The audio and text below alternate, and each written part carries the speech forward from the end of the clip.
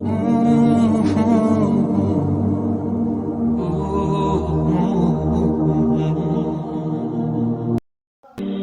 اس چیز کو دور کر کے ڈراتا ہے اور دیکھتا ہے کہ کیا اب بھی میرا بندہ مجھ پہ یقین رکھتا ہے، اب بھی مانگتا ہے مجھ سے۔ جب ہر امید ختم ہو گئی، ہر دروازہ بند ہو گیا، اگر تمہاری چاہت تم سے دور بھی ہو جائے تو بھی نا امید مت ہونا، کیونکہ ہمارا مالک ہر چیز پر قادر ہے اور یہ آزمائش کا حصہ بھی ہو سکتا ہے۔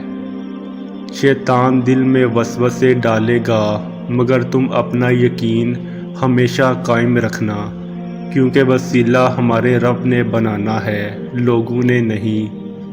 کوئی کتنا ہی مخالف ہو، جب رب کی رضا ہوگی تو سب عطا ہوگا۔ تہجد کی نماز اللہ نے بنائی ہی قبولیت کے لیے ہے۔ اگر کوئی دعا تمہیں تہجد تک لے گئی ہے تو جان لو تمہاری دعاؤں کی قبولیت ہو چکی ہے۔ جو دعا تم تہجد میں مانگ رہے ہو، حقیقت میں تو وہ دعا کب کی قبول ہو چکی ہے۔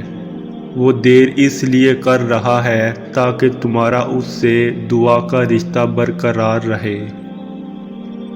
جب بہترین کی خواہش ہو تو پھر اللہ کی طرف دیکھو، اپنی خواہشات کی طرف نہیں، کیونکہ ہم تو جان ہی نہیں سکتے ہمارے لیے کیا بہتر ہے کیا نہیں۔ سکون کی تلاش میں در بدر پھرنے کی بجائے اللہ کے حضور سجدہ کر لو، وہ سکون ملے گا جو پہلے کبھی نہیں ملا۔ جو انسان گناہ کی وجہ سے اللہ کی اطاعت سے بے پرواہ ہو جائے وہ غفلت غضب کا شکار ہے۔